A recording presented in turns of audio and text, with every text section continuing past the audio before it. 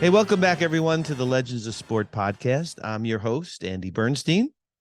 So, folks, one of the things that really excites me about hosting this podcast is expanding my knowledge of all things related to sports, but especially and more significantly when it involves basketball.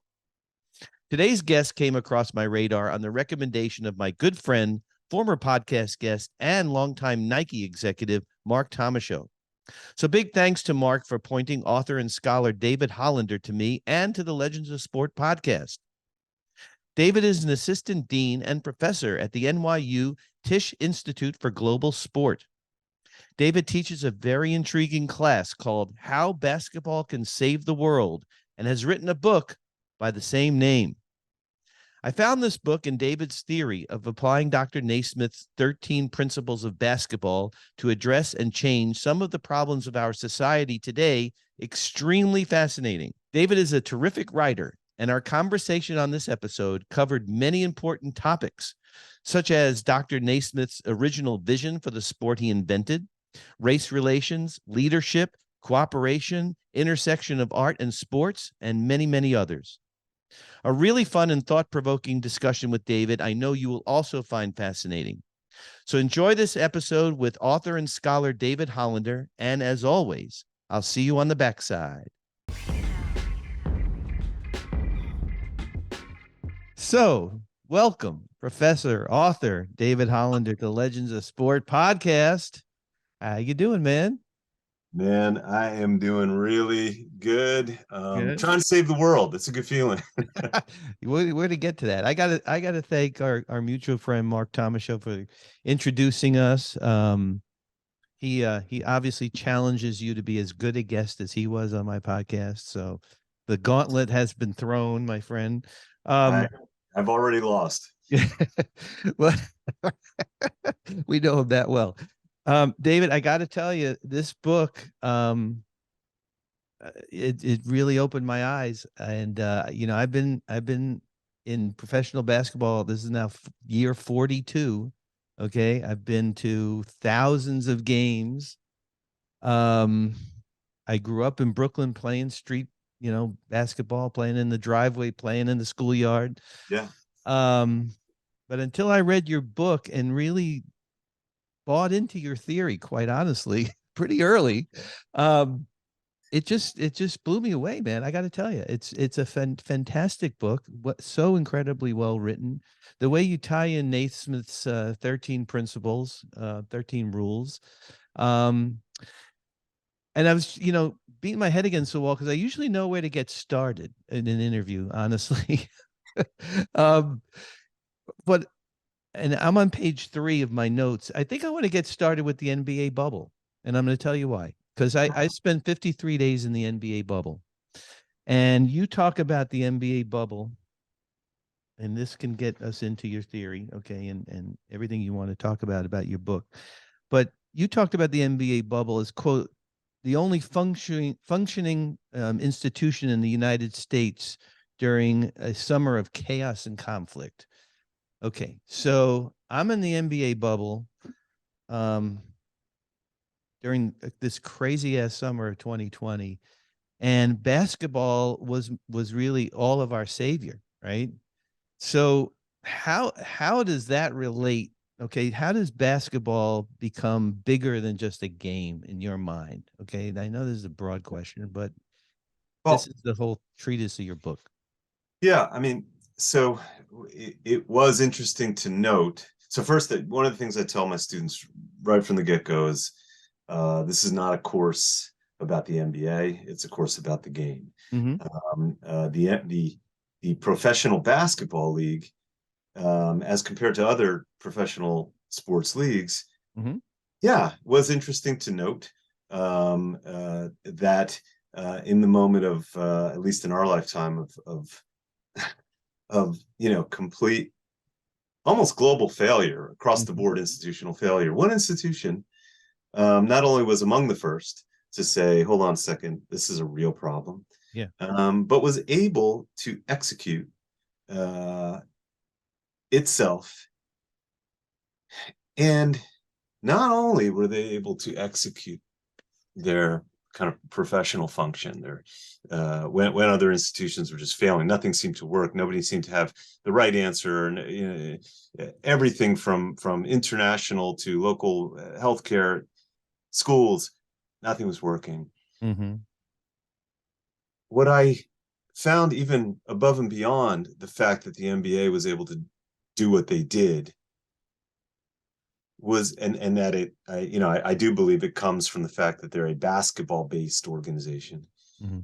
was that with the elimination, where there was really nothing else but the game itself, you kind of saw these guys become, I think, really the very best versions of who they were Mm-hmm. as teammates, as athletes, as players. There was a brand of basketball being played professionally that we had not seen maybe before, since maybe the Bird Magic time, and since. Mm-hmm.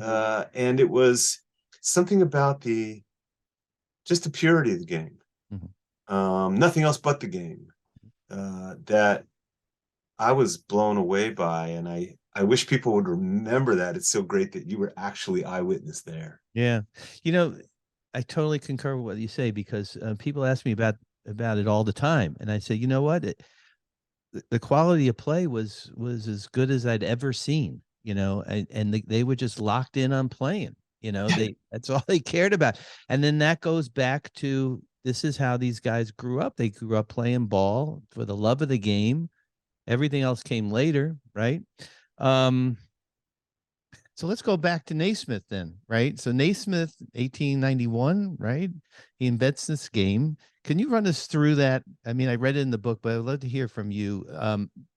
What the political, social climate was like in those days, and how that might compare to today. Incredibly similar. Mm-hmm. Here's why. It was 1891, December 21, when James Naismith invented the game of basketball, posted the 13 rules on the gym. What was going on at that time? Well, this may sound familiar. There was unprecedented wealth inequality. It was called the Gilded Age. Technologists had led the country into a new age called industrialization, where they said, listen, we have these new technologies. It's going to make the world more democratized. There's going to be a greater sharing of wealth. Turned out to be just the opposite.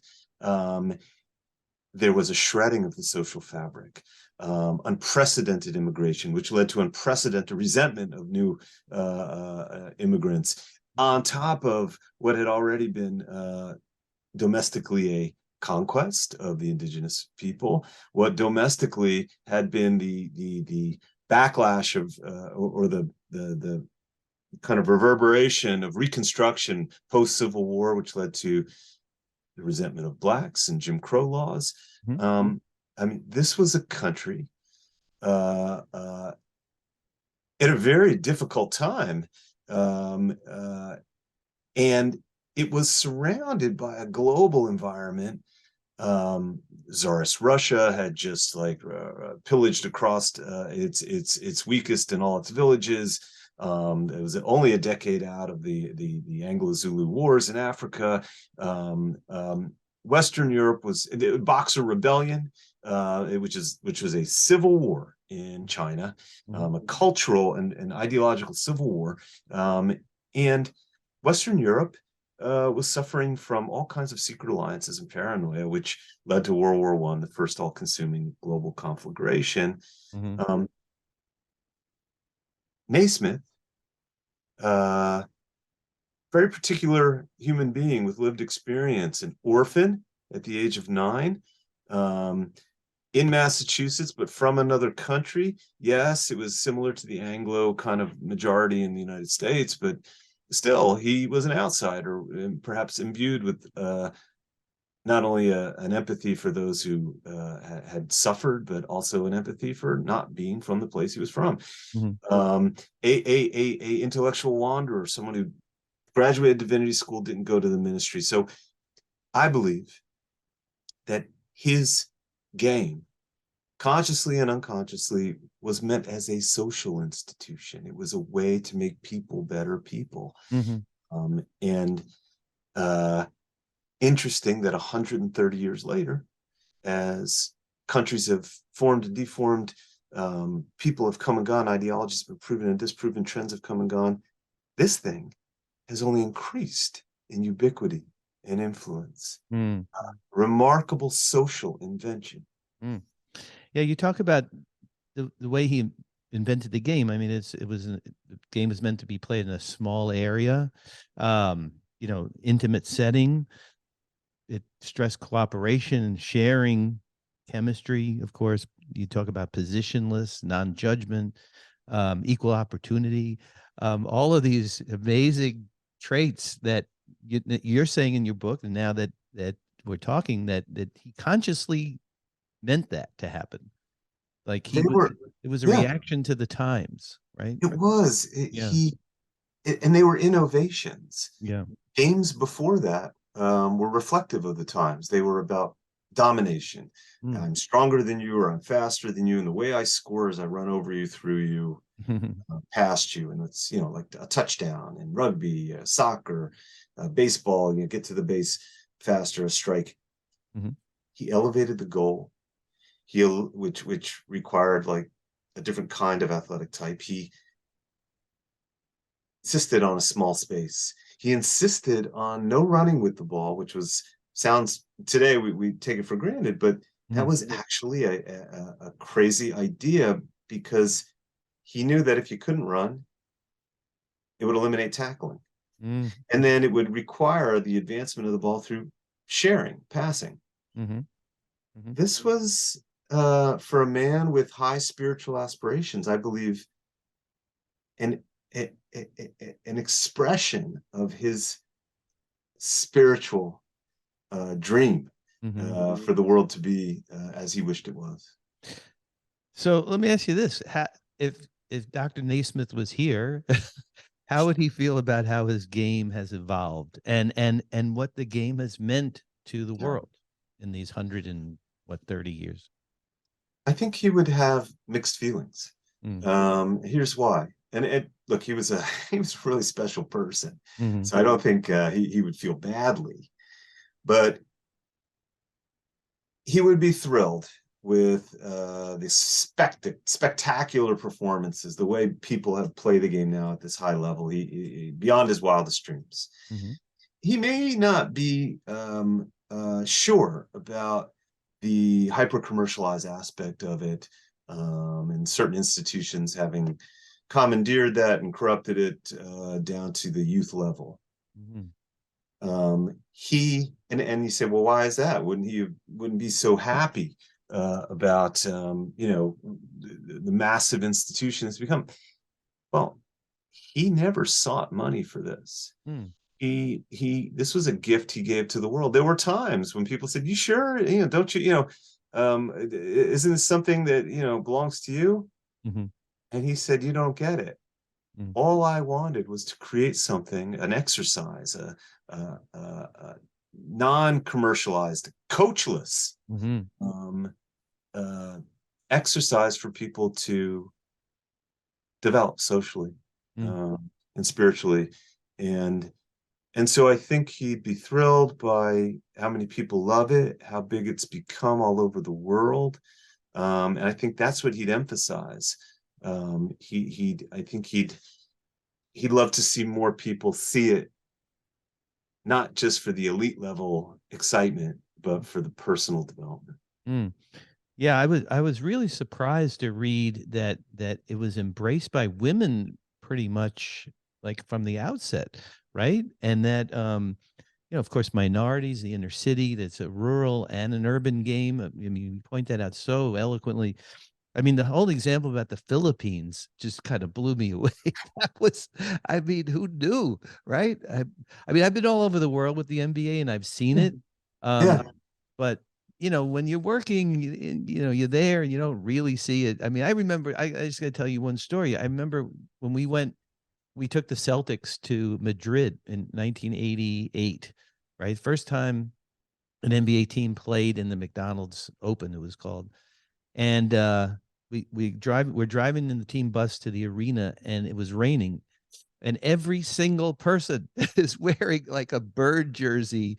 Father, grandpa, little kid, didn't matter, in the rain, and they were out of their minds. And then you go, fast forward. I've been to China 13 times with the NBA. It's just the game. And I know soccer is like the global sport, but it doesn't unite the world, or it's not as easy to play as basketball, right? It isn't. Yeah. Look, there more people play cricket than they play basketball worldwide. Hmm. Cricket doesn't have the same kind of influence. Mhm. More people play soccer. Sorry, cricket isn't as ubiquitous. It's not Mhm. everywhere. Yeah. Certainly doesn't have the same kind of youth culture or anything like that Mhm. yet. Yeah. Soccer has ubiquity. Mhm. More people play it, Mm. play it all over. Mhm. It doesn't have the same kind of influence. Right. It does not produce music. It does not produce the incredible fashion and footwear, which has become, sneaker culture, which has come to dominate all footwear culture. Mhm. You will not see what you see in Paris Saint-Germain, Yeah. where this vaunted, European soccer brand, in order to be cooler and more relevant, they put a jump man, a basketball player silhouette. Yeah. Could you or I imagine like a basketball team putting a soccer player on their jersey to be cooler? Mm. No, Mm. that's what it stands for something. Yeah, that's so interesting, man. You pointed out Ubuntu, right? Yeah. Which is the African phrase for basically everyone working together for a common goal. I know that's oversimplifying it, but I was witness to that in a couple of places. First of all, first time I experienced that was I traveled with the 2008 Celtics during that championship season, and I could Wow. see. I mean, they chanted it, they talked about it. Doc preached it in the locker room, and I'm not really grasping it, you know what I mean? Because you hear a lot of coaches speak about, and I've been around Phil Jackson so much, and I get the philosophical stuff. But then I went to the NBA Africa games and the Basketball Without Borders and really saw it in action. The the Hoops for Hope guys who were That's there. right. Oh my goodness, that was just incredible to me. What an experience that was. Hoops for Hope seized on this ancient uh, phrase, South African, I think Zulu origination phrase called Ubuntu, which literally means "I am because you are." Mm. It's what Martin Luther King, centuries later, would call our inescapable mutuality. Mm. That is the point of basketball. Yeah. The great Bill Russell. I remember hearing him interviewed on a radio show by the great Sonny Hill, and Mm. it was around the time Shaquille O'Neal was impossible to stop. He was so dominant, and Russell had stopped the Goliath of his day. So Sonny said, "Bill, how would you stop Shaquille O'Neal?" And he hesitated to answer for like an uncomfortable 5 seconds. I was like, "What's he doing?" And he said, "I wouldn't." And Yeah. Sonny Hill's like, "What do you mean you wouldn't, Bill?" He said, "No." He's like, "My team would." Mm. This is such a fundamental basketball concept which could lead to such change among Yeah. all of us if we viewed ourselves not alone in this, if we viewed ourselves connected to our neighbor. Mm. Um, this is true in the continent of Africa. It is that the game is played by more people in China, consumed, than there are people total in the man, woman, and child in the United States. Wow. I mean, this game, and like you said, because it's so easy to do, Mm. it's such a good feeling. Mm. And I've tried to codify, I've tried to give language to that feeling that, by the way, it's the feeling I get. I'm glad you bring that up, because you bring that up very early in the book, like even on the first page, your introduction about how you feel or how you felt as a kid, and even today. I mean, it took me back to growing up in Brooklyn. I was the shortest kid on my block, last guy picked usually, but I couldn't wait to get to the playground. And I made my dad put a hoop up over our garage, and we would play. We didn't even have a light out there. We played till you couldn't even see the hoop.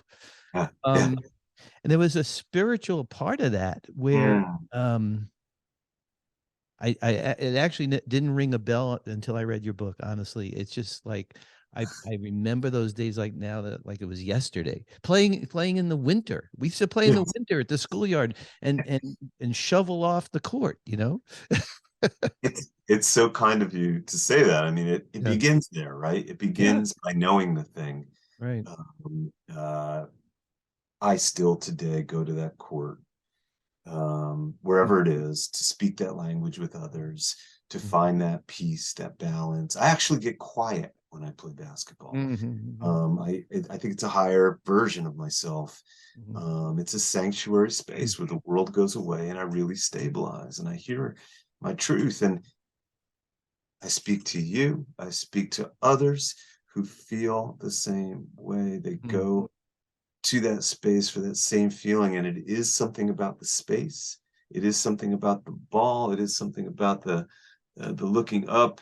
Um, I had the greatest trauma thinker of all time, this guy Bessel van der Kolk, who explained that there's really only four things, he said, that can get people out of their post-traumatic stress disorder: group rhythmic activities, a group sing, a drum circle, group dancing, and he explicitly says basketball. That's amazing. Wow. Have you talked to Bob Delaney, by the way, the former NBA ref, who is now, he specializes in PTSD. That's his mission now. No He's written kidding. a couple of books. Yeah, I'll connect you with him. He's Yeah. in New York. He's in that area, and he uses basketball as, as the catalyst to helping people. Could be from the cop on the beat to somebody who is in Afghanistan. Doesn't matter. Wow. I mean, if I'd love to meet him, Yeah. because this is what we're trying to do, right? We're trying to get at the root of why in the 21st century we seem to be kind of rinse and repeating old conflicts, old problems, and now exacerbating particularly acute divisions of urban, rural, and loneliness.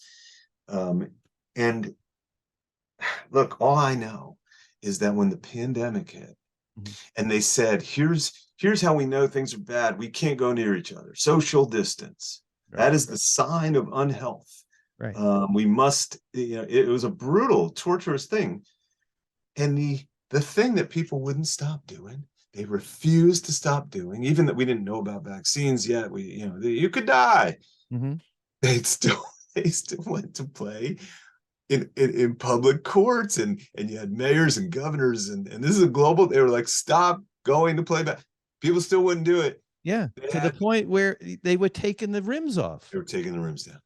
And didn't you had to quote the book from Mayor Lightfoot in Chicago, saying like your jumper sucks or something, go home or whatever it was. I mean, yeah, it's Andy, they weren't doing this. They weren't excavating bocce courts. They weren't like tearing down tennis nets. They didn't have problems with other things. Right. It's basketball. It's this Ubuntu. It's, I must have it. I must connect with you. It's the only way I know. Yeah. Like this thing is good here on Earth. It's so interesting because I interviewed Pete Souza a couple of weeks ago, and he was President Obama's photographer for 8 years in the White House, and we talked about basketball as a sanctuary for the president. He had a court in the White House, and he would take one of his closest guys to him down there and just destroy him on the court. Who's going to call a foul at the president?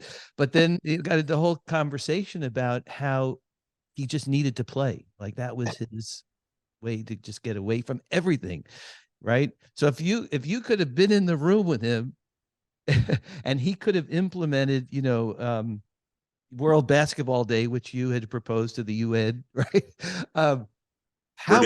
How would our world be better, David? I mean, really, it's such a broad idea, but when you really break it down, it makes so much sense. So one thing on Obama, Alex Wolff wrote that wonderful book where he showed how almost every Obama appointee had some relationship to basketball. Like it was a basketball administration, which was really interesting. Yeah. I do believe that. So it's like a big. It's a what you just asked is a big question and a micro application of how we do this. we've been led by the same kinds of, for a millennia, same kinds of leaders. For a millennia, we've had the same kinds of leaders, monarchs, military types, theologists, politicians, economists, lawyers, captains of industry. And they've come up with isms to make our world more just, meaningful, efficient: socialism, capitalism, deism, theism, utilitarianism. In this millennia, the same kinds of leaders with the same kinds of isms seem to have only advanced us, if they have, technologically, repeating the same kinds of problems to a progressively worse, more conflicted, more confused place we are today. Can't we look at something else?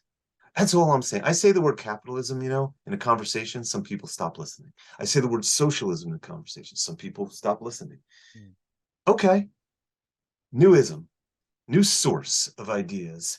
That is the provocation of this, how basketball saved the world, because I know that this thing is serious. I know that just because it's sports doesn't mean you're not learning. I don't understand, and I do want to comment on the World Basketball Day resolution.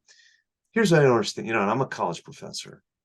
I know you can get a degree in music, in art, in drama, in all kinds of dance, and this is validly all kinds of things where part of the learning is the doing of the thing. Don't know why athletics is not the same thing. Why is it over here? Yeah. I mean, there's so much data, there's so much we know about how athletics improves you, and all the mission statements of higher education institutions say, it makes you a better person, makes you better. Really? Okay, so let's academize it. Because I think that when you build that space, that court space, just like all the things we've been talking about, whether it's trauma, whether it's learning how to be in managed space with other people, like Sue Bird talked about, and that's why she walks around the street or the airport or the mall better. You begin to build certain kinds of skills and vision, I think, that make you a person that's more capable, more harmonious, more, all these good things that we say, well, if you get a degree in history or literature, same. I don't disagree. All I say is, look at, if you look at my 13 principles, and I didn't tell you we were about to talk about basketball, and I said, how about these for the 21st century as a political platform, as a new religion, a new NGO mission statement? Would you like it? Oh, for sure. Yeah. That's the thing. But like what you say, as soon as you mention basketball, it's a sport. Well, okay, then it's over there. Like we don't have to think to play a sport. Yeah. Right? So Right. I mean, it makes no sense. A lot of things make no sense. But I'm coming from this also as a father of a soon-to-be 15-year-old girl. I have 3 in their late 20s, and believe it or not, I got a freshman in high school, and the world that she lives in. My other kids were at the beginning of all of this technology, and kind of, they can sort of balance it, but the isolation alone that technology has caused, and Yes. and the opposite of what Naismith really proposed in his game, people playing together, and all of that, cooperation and stuff. It scares me, man. I have to say it's because we are becoming. See, I was hoping that you call it the Great Reset in your book. I call it the big timeout. Like God gave us all a big timeout in 2020, like the entire world. Like you guys, I'm not sending a flood or an ice age, but I'm sending this thing, and Yeah. then you can restart the clock. Literally, hasn't happened, right? It So hasn't happened. And by the way, that so many people during that time said to themselves, when this is over, we're going to change. yeah, Things right. will be different. Everything. Yeah, it's worse. I mean, it's seriously worse. Look what's going on right now as you and I speak on Capitol Hill with TikTok, right? I mean, I watched the hearing right before I came in. It's just incredible to me. Anyway, I don't want to get too off tangent. You mentioned Sue Bird, and it was an interesting thing. I reached out to Sue at the beginning of the pandemic, and she was sequestered. She and Megan in her house in Connecticut, and they didn't have a hoop. She didn't have a hoop in the driveway, and she was going out of her mind. She said, I could be alone, and I could, I'm good, but if I don't have a hoop to shoot on. And then I had the opposite reaction from Kevin Love, who said, "Thank God I have a hoop." Yeah. So it's so interesting, man. You know what, David, I want to hit on just one really major point. I was very close with Kobe. I covered him his whole career. We did a book together. I got to know him inside and out, what made him tick. And when he passed, we were all shocked, of course. But I think what caught the world by surprise was the simultaneous outpouring of creative energy in the form of murals all over the world at the same time. I mean, there were murals going up in the Philippines and going up in Italy, in Estonia, in Australia, in LA, of course. I mean, right now there's probably over 700 murals of Kobe and Gigi throughout the world. So you have a great chapter about the convergence of art and basketball, of the marriage. And I have not seen or read the book. It's a book, right? Common Practice. Yes. And that's something that's definitely on my to-do list. Well, the Common Practice is a partnership of two gentlemen, one of which, Dan Peterson, is out in LA. He runs something called Project Backboard. There are other organizations that do that kind of work, but he's really the gold standard.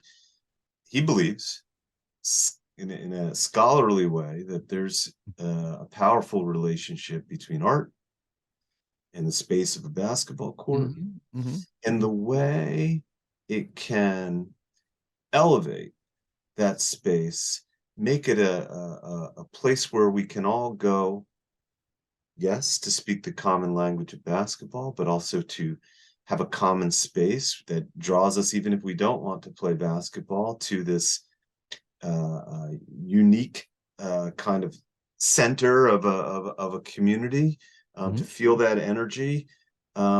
His what I call kind of he struck gold, not just by renovating courts, but by making them artistic. And we know that public art works. We know that, well, I argue in the book that basketball is a space that brings people together who may never know each other, may never know each other again, but they find ways of knowing each other through that game, and then they're connected forever.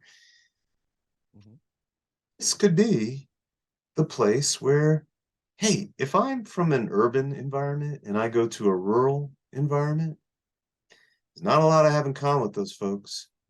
But that basketball court, I get that. That's a church we all pray at. Same for a rural person coming to an urban space. You see that basketball court. This is our common coat of arms. This is what maybe begins to close that. It's like, okay, here's one thing we all have in common. And if there's one thing, it stands for there's a thing. And if there's a thing, there can be another thing. Yeah. And let's work on that. Well, as you're saying that, and I'm remembering in the book about Bird and Magic, about their relationship, we all know about the famous commercial, right? Right. Limo pulls up, or urban guy pulls up to the French Lick, outdoor court, the whole Bird Magic, what they were, they were supposed to be so different, and and what the NBA created and cashed in on, which was amazing at the time and much needed. But the fact that they had so much in common, these guys, and truly became brothers, is weird through a commercial, right? But I've seen them so many times together. And Magic was there when Bird got inducted in the Hall of Fame, and vice versa. And of course, Magic, I've heard the story, but you talk about in the book, is one of the key people he called before he told the world that of his HIV diagnosis was Larry. And yeah, it's just, I mean, that relationship to me proves like everything in your book. Right, because it's not only is basketball a special language that a lot of us kind of speak, Mm-hmm. but then you say, well, who's really like the ultimate speaker of these languages? These two guys understood each other. It's not like they're best friend, you know, they're socializing all the time. Yeah. It's just that each of them knew that the other was the only one who understood really that language at that, this very special frequency. Yeah. Yeah. um I they're the same people. Mhm. They're the same people. They came in different wrappers from different, they're the Sure. same at their core and their soul, and they both recognized it finally upon meeting for real outside of the basketball court, which was, yeah, it's so much of the narrative is always the LA, Boston, the different coasts, Yeah. the racialized kind of narrative of them. Mm-hmm. Yes, all of that, but there was something else that was just unbelievably similar. Yeah. Yeah. Uh, Yeah. it, No, it, it's a beautiful thing to this day. I'm thinking of the purity of the game, and I was with the Dream Team. I spent 7 weeks with them, and I was the only photographer. Basically just embedded with the team from day one, and all the hype and everything. But the greatest moments were, of course, those practices that they had behind closed doors where they wow. could just hoop. They could just have fun. They could just go at it with each other. And everything else was just noise out there, literally out there behind the closed doors with blackened windows. So it was the What a purity of thing the to game. what a thing to witness. I mean, Yeah. what did you notice? Like what kind of characteristics You know among what? You could have put these dudes on Rucker Park or on, PS 193 where I grew up in Brooklyn or wherever. It would have been the same vibe, right? It would have been the same, just going at it, yeah, their egos, of course, but they're not I'm Michael Jordan and I'm the next, the baton's being passed to me. No, they were just ruthless, and they wanted to win. They wanted to play, but it was the collective energy and spirit of them on the court. Just throw the ball up and let's go. Right? there's I think that ethos, which gets played out every day on playgrounds everywhere, Yeah, is the playground basketball to me is, and I say it in the book, is the last best free communal space there is. yeah, yeah. Nobody checks your ID, no credit check, no uh, uh, uh, uh, you know ID required. You have to leave a resume at the door, nothing like that, right? No membership required, no commissioner, no gatekeeper, Yeah, no referee. The only rules are the rules assented to by those who are present. yeah, Where does this yeah, exist? yeah. Um, So interesting. Did you see recently, like a couple of days ago, that I think it's the Big 12 conference is now partnered with Rucker Park, right? I've been saying this, and God bless David Stern, may he rest in peace. I loved him to death.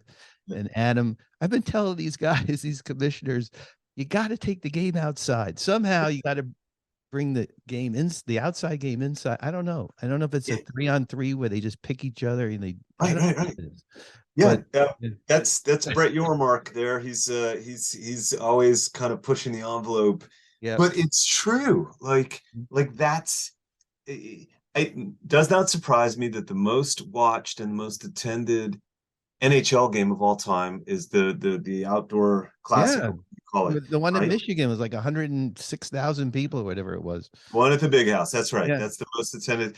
Right. So they did it outside. It's because if you played hockey on a pond or in a Right. lake, that was the thing. And the snow's fall, Right. hey man, these guys all know it's what happened to you in the bubble. Like put Mhm. them outside, put Yeah. them in that, with buildings around and shit like that. Yeah, it's Mm. great.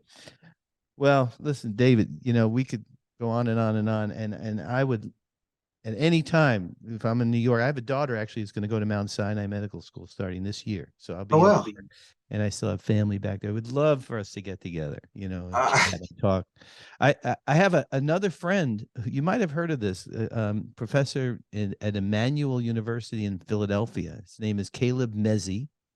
And he Okay. reached out to me during the pandemic, and he teaches a class, believe it or not, in the Mamba mentality. He actually got a sanctioned class where they get credit. That's all. So it is Finally, possible. I love this guy. This Yeah. guy's my brother. I got to connect you with Caleb. Caleb, he's an amazing guy. We had a great conversation.